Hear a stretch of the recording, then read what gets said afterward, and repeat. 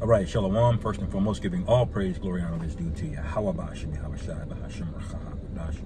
Double honors to the elders and apostles of the great millstone who rule well. Peace and blessing to the 144,000 and the hopeful elect. Shalom Barakatum. And this is your brother Uriah, man, coming back at you. I want to react to this video real quick. It's been gone viral. I'm just titled this, the young Israelite man never stood a chance. Okay, you'll see what I'm talking about with this mother who went viral recently for, taking her kids' money, to pay for bills when they found out she's, you'll hear it, because if you mess up raising a child, there ain't nothing you can do after a certain age. That's why the scriptures say, "Spare the rod, spoil the child." As the saying goes, that once you go past a certain age, that degeneracy is cemented into them. Now the Most High can deliver them. If they're the elect, they're definitely going to come out of it. But by and large, man, when you don't raise your kids properly, or you do it suboptimally, even, you can get drastic outcomes. There are kids that grow up in very good households and they still end up being duds or so-called fuck-ups. Look at Hunter Biden, right? But let's play this news clip. Welcome and thank you for joining us for the second half hour, The Factor Uncensored. There's a conversation happening right now when it comes to raising children, finances, and responsibility. One woman went viral for a post on Facebook, you're looking at it there, suggesting her 19-year-old son pitch in for her $1,550 a month rent. She says she told her daughter she should be putting in $100 a month. That 19-year-old isn't on board with that. According to that mother, her daughter says this is nothing more than a ploy to pocket her money. The post has sparked debate online, along with another video in which another mother says her 13-year-old son would not give up his birthday money to help keep the lights on. Wow.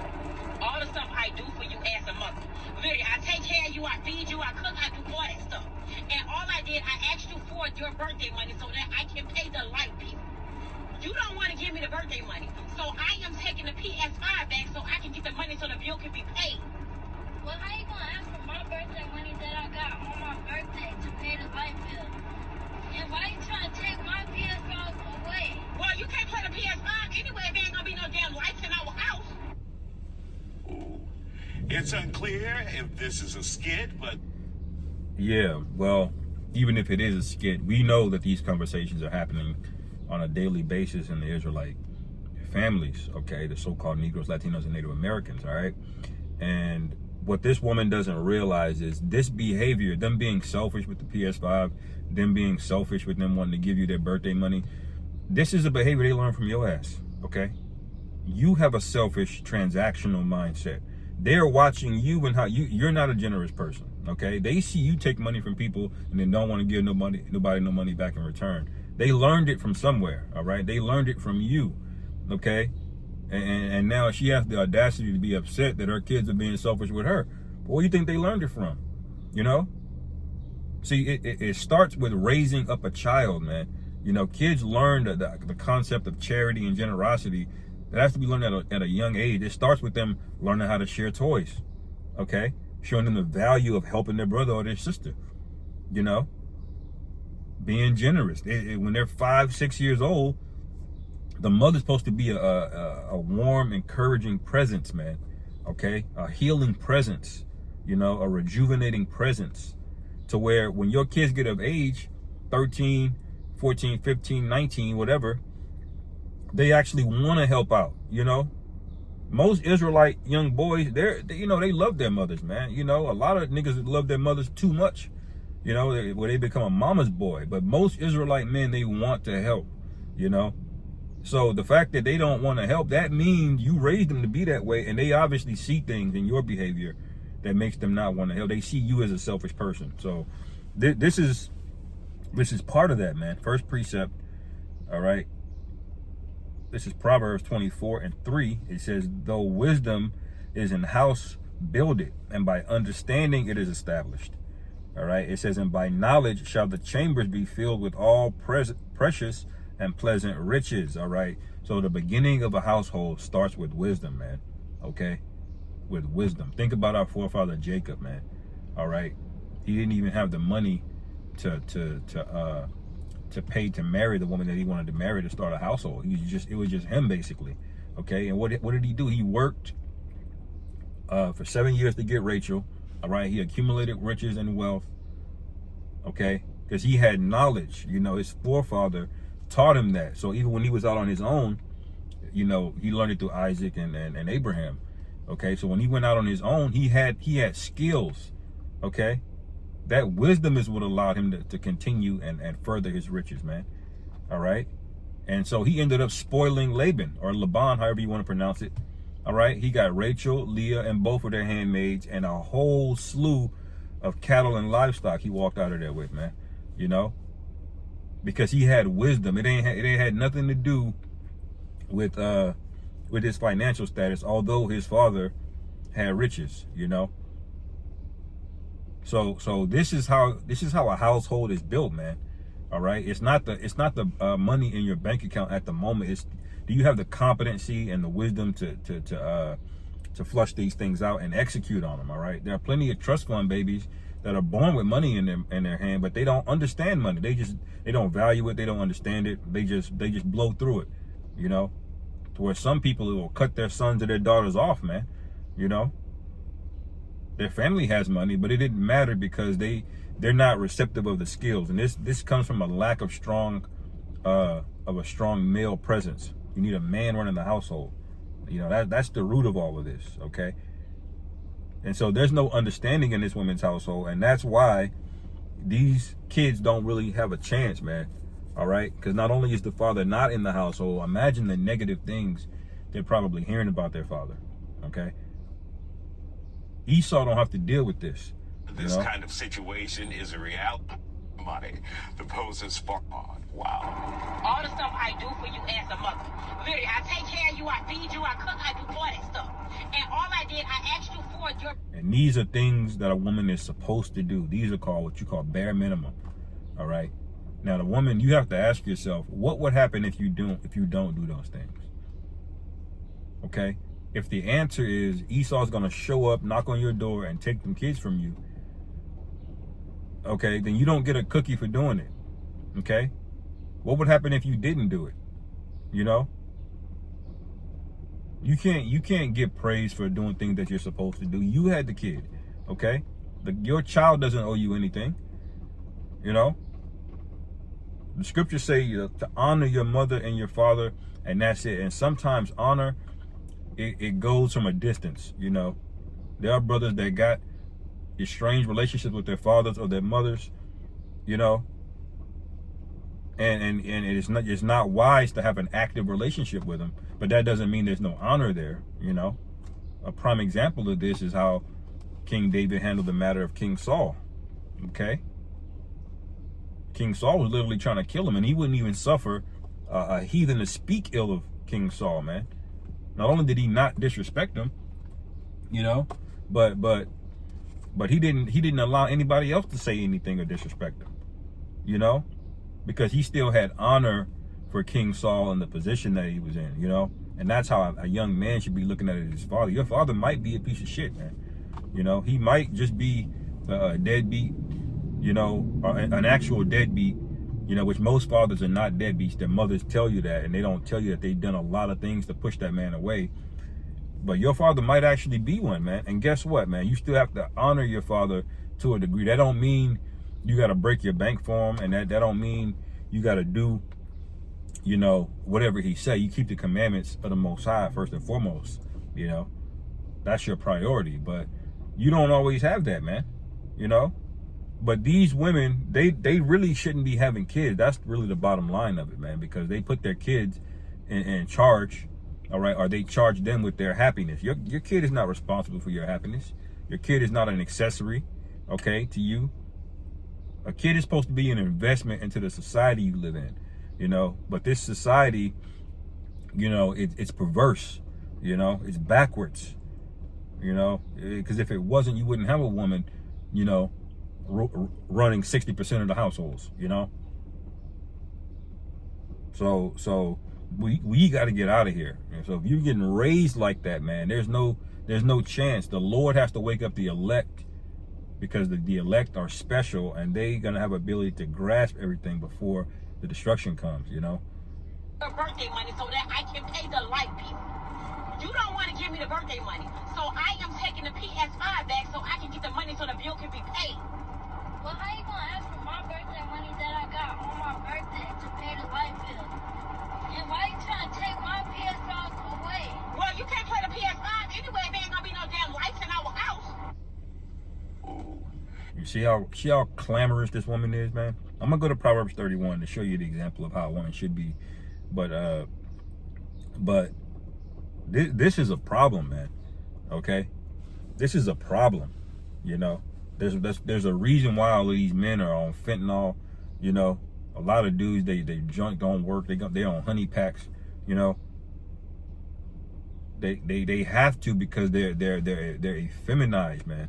You know, that's a dangerous thing for a man. An emotional man is dangerous.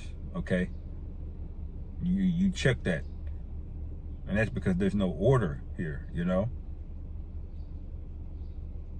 It's unclear if this is a skit, but the matter joining us to talk about it, parents Eva Go, Dave Lawson, and Angela Vidal. Glad to have you. And you're not. I think I've never if they seen the needed rest of money this to clip. run the household and take care of the family, to me, it doesn't matter what age it is. And when I started probably when I was 9 years old, helping with my family we had a business. So I was bagging groceries, wrapping meat, scraping gum off the floor. It was all about being in it together. There wasn't mine or yours. It was ours. Yeah, but women are transactional. They're selfish, okay? They don't care about none of that. Men teach you how to invest into something where it's not an immediate reward. Delayed gratification is a concept you learn from discipline, through your father, through structure, through order, okay? Both kids need this, okay? Male or female, boy or girl. But it absolutely destroys a young boy if he doesn't have this. Women can get by on, if they look good, they can get by in life. You know, if they got enough common sense, all right? A woman, your daughter could still get by to a certain degree if she doesn't fully understand, you know, discipline, or to a degree, or they need very little of it. Really, women just need discipline in the area of sex, of who they give their body to. Okay, that's really the only thing. Maybe fitness in the gym. That's it. Men need discipline all the way around, you know, all the way around. All right.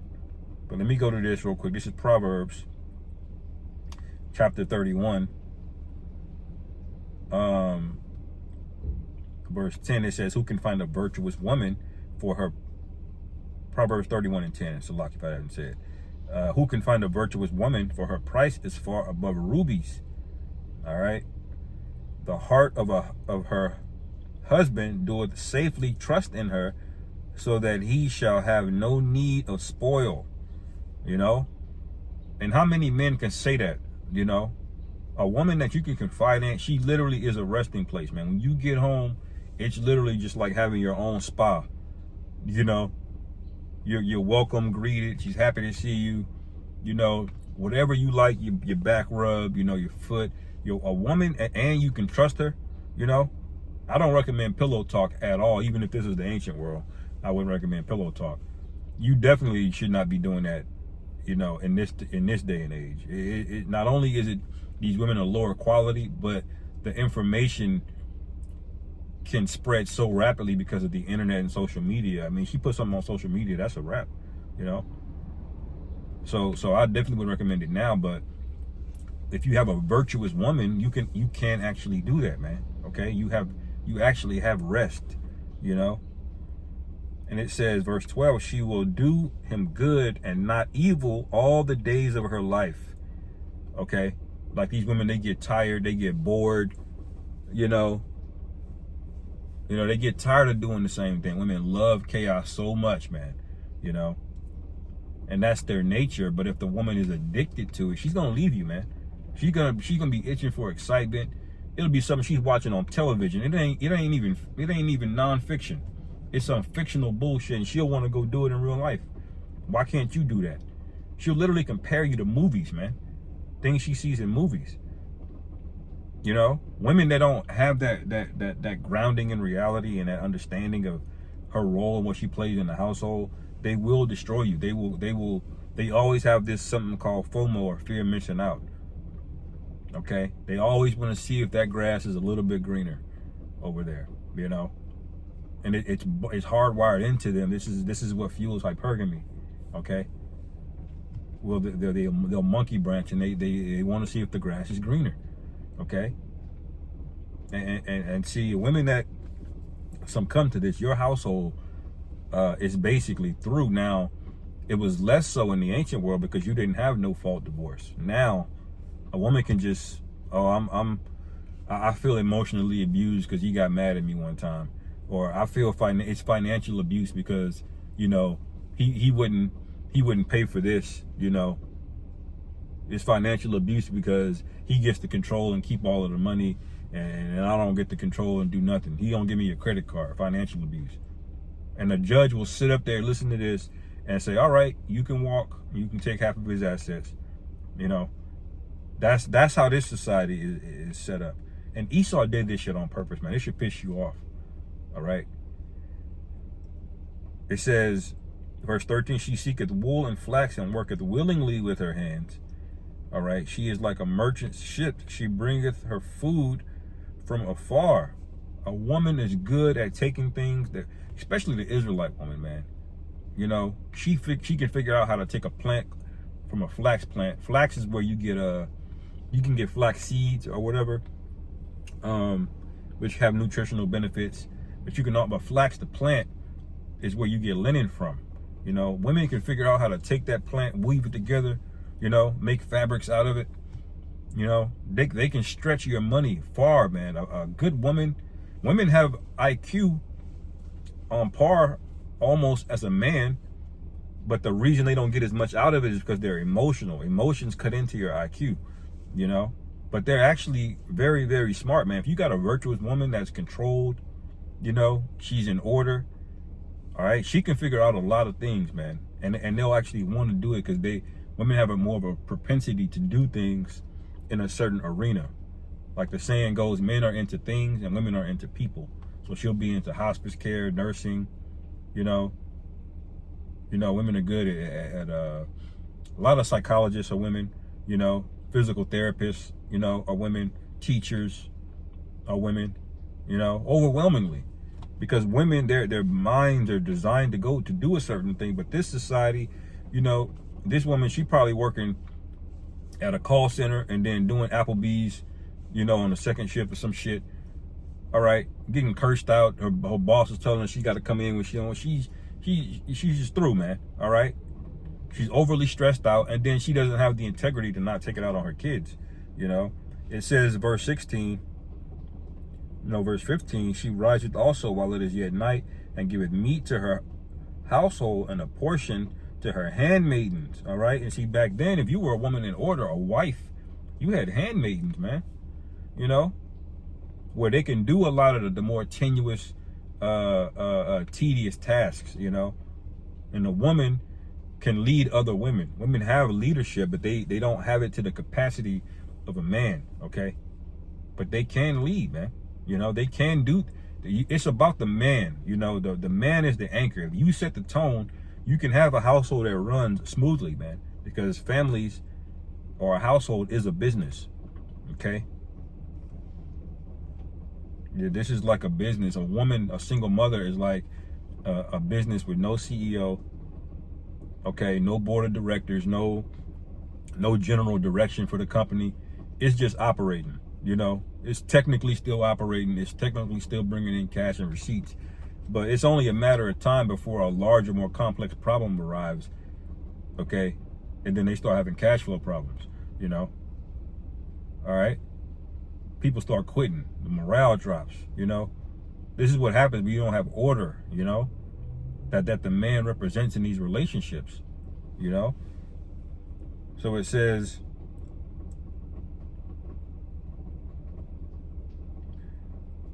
verse 16, she considereth the field and buyeth it. With the fruit of her hand she planteth a vineyard. Okay, she girdeth her loins with strength and strengtheneth her arms, man. Because a man that's got it made with a woman like this, all he's got to go do is worry about bringing out the bringing in the resources, and his home. When he gets home, it's all running smoothly. It's taken care of. Okay. It says, verse 18, she perceiveth that her merchandise is good, her candle goeth not out by night. Okay, she layeth her hands to the spindle, and her hands hold the distaff. All right, and she stretcheth out her hand to the poor. Okay, women are supposed to be compassionate, man, naturally, but what do these women want? They want to know what your salary is on the first date. They want to cash out for their nails before they even met you in person.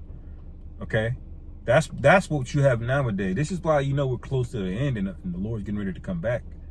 You know, because this is almost every woman, man. Even women in their 40s, they still don't get it yet. Okay, no maternal instincts. All right. She reacheth forth her hands to the needy. She is not afraid of the snow for her household, for all her household is clothed with scarlet. All right. She maketh herself coverings of tapestry. All right. Her clothing is silk and purple. All right. And that really represents, you know, royalty. All right. Of nobility is what it says next. Her husband is known in the gates when he sitteth among the elders of the land. All right. So this is talking about a real woman. Okay. When you get into the nobility, when you read these genealogies, the house of Judah, the house of Issachar, you know, the house of Ephraim, those women were not, you know, average women. Okay. These were wives. Okay. Wives was a step above a concubine, above a handmaid, above a widow. All right. They understood things. They knew the names. They knew the names of the leaders of the different houses. Watch Game of Thrones and see how different those women were educated versus the common woman. You know, and that's the kind of woman that's required for a high value man, which is what this is saying. When it says her husband is known in the gates, this is talking about a man of nobility. Okay, he's a man of means. Okay. And this is why you become a millionaire in this society, man. You just pick a woman because she looks good. You know, it's popping out all in the right places. Guess what? It don't matter. She'll actually destroy everything you have. You'll leave there broke after dealing with that woman if you choose the wrong woman, man. All right? Because there's no fail safe in society that says a woman just can't take advantage of you. All right? When she brings you to court, the judge is on her side. Okay? When she goes to social media, the people of this world, they're on her side. Okay? It says, I'm going to go down to verse 26. She openeth her mouth with wisdom, and in her tongue is the law of kindness. All right? Look how rah-rah this attitude was with her kids, man. Over something that's her fault, over a man she chose. Like, where's the man at? You know, it says, she looketh well to the ways of her household, and eateth not the bread of idleness. All right? Like all these women that are about to be crying because their SNAP benefits are going away. They've been idle, man. And if you're not going to find a man, the least your ass could be doing is working and figure out how to provide for your kids. But they're doing both. They're not working or looking for a man. All right? I can see if you're on Section 8 for a little bit, but you know, you at least can go to the gym, $20 a month, look good, get soft and feminine, and find a man. That would be one thing. But these women sit on Section 8, cash benefits, SNAP benefits for 20 years. Okay? 20 years. And they will get multiple baby daddies and can't get one of them. They'll have 5 baby daddies and not one of them wants to deal with that woman on a full-time basis. They're like, just let me see my kids and I'm out. You know?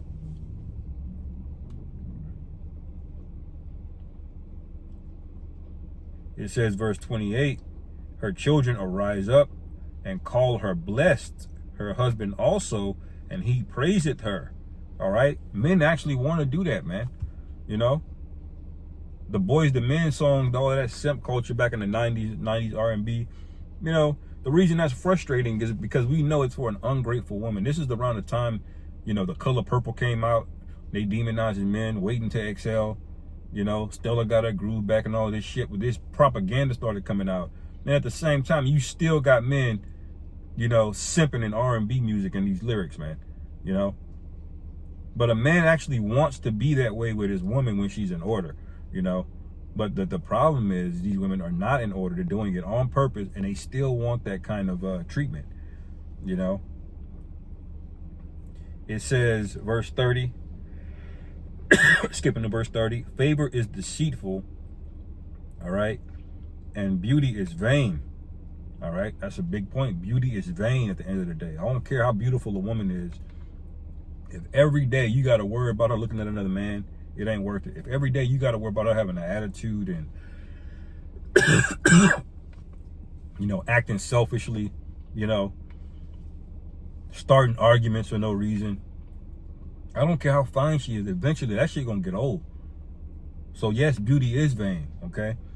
It says, but a woman that feared the Lord Yahweh shall be praised. Give her the fruit of her hands, and let her own works praise her in the gates. You know, and that's the main point, you know. But we'll get this back sooner than later, Akim. You know, some women gonna try to get it together on this time as soon as the power goes out, and there ain't gonna be enough. But in the kingdom, we're gonna get that times 100, times 1,000, man. So Lord willing, this is edifying. On to the next. Shalom.